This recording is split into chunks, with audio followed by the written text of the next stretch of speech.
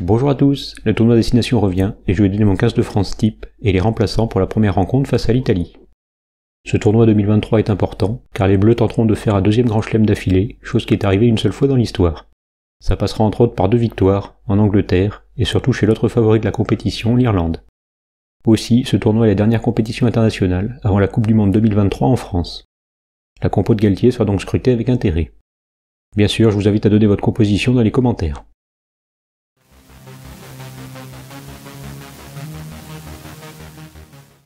En première ligne, il n'y a pas vraiment d'ambiguïté. Baye est de loin le meilleur pilier gauche français.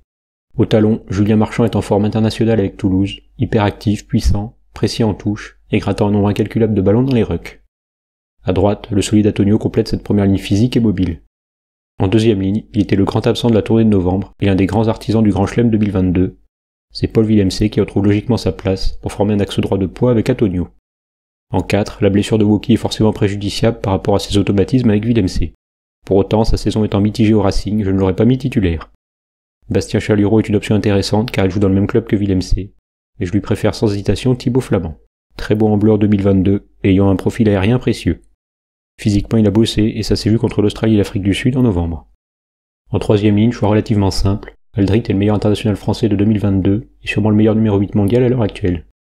À ses côtés, le sécateur Jelon et l'aérien immobile Olivon complètent une troisième ligne très complémentaire et particulièrement en vue au mois de novembre, que ce soit sur les mètres parcourus en attaque ou bien les plaquages distribués. J'aurais bien mis François Cros titulaire, car s'il est un peu moins actif que Jelon, il est aussi plus précis, notamment en défense. Mais Cros a trop peu joué cette saison pour être aligné d'entrée. À la charnière, les Toulousains Dupont et Tabac rempilent pour leurs automatismes, leur talent individuel et l'esprit de continuité à 2 postes si importants. Les 2 joueurs devront montrer autre chose qu'en novembre, où ils avaient déçu. Dupont ne trouvant pas des solutions face à la pression adverse, Tabac en manquant de jus après son retour de blessure.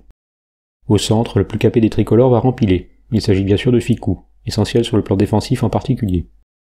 En 12, la blessure de l'excellent Danty, habituel titulaire, ouvre des possibilités. Profiter de ce tournoi pour tester le prometteur et physique d'Elbouy c'en est une.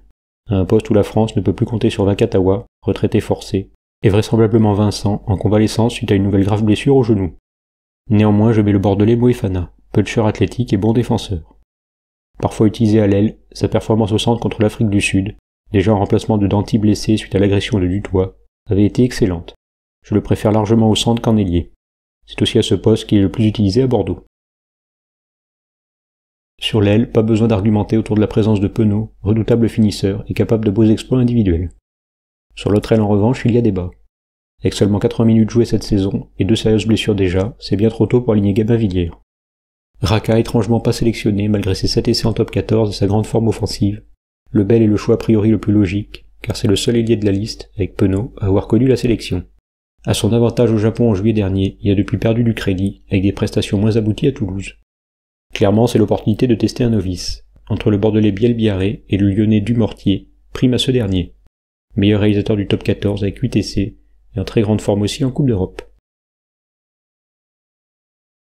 Derrière, pas facile de départager les 2 Toulousains Jaminet et Ramos. De niveau équivalent dans les duels aériens, Jaminet a une longueur de jeu au pied supérieure.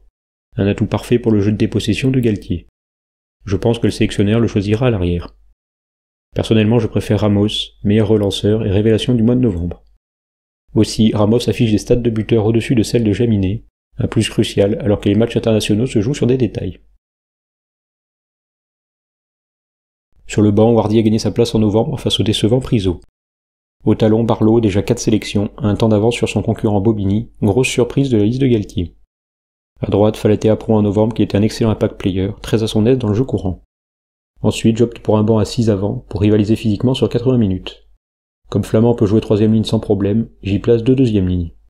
Taofi Fenoua bien sûr, profil physique essentiel en fin de match, et Chalureau. Le Montpellier a montré plus de choses en novembre que Jolmès au Japon. En 3ème ligne remplaçant, vu que du 10 au 15 tout le monde est polyvalent, je ne vois pas l'intérêt de mettre Macalou. Cross pourrait rejoindre la compo, mais plus tard dans ce tournoi, après avoir glané plus de temps de jeu à Toulouse, pour retrouver le rythme suite à sa grosse blessure. Je choisis donc le Montpellierin Bégonnier, auteur d'excellentes prestations au club. C'est l'occasion de le revoir en bleu. À la mêlée, Colli blessé à l'entraînement avec le 15 de France, la place est libre pour le Garec, qui aura donc un bon coup à jouer en vue de la Coupe du Monde. Buteur, joueur rapide, adepte des passes après contact, c'est un profil très intéressant. Enfin, la dernière place est bien évidemment pour Jalibert, bon à Bordeaux, et excellent et décisif à chacune de ses entrées lors de la tournée de novembre. Merci à tous d'avoir regardé cette vidéo, mettez-moi votre équipe pour Italie-France dans les commentaires. Pensez aussi au pouce bleu et à vous abonner. Merci de votre fidélité, et à bientôt pour les débriefs des matchs français de ce tournoi.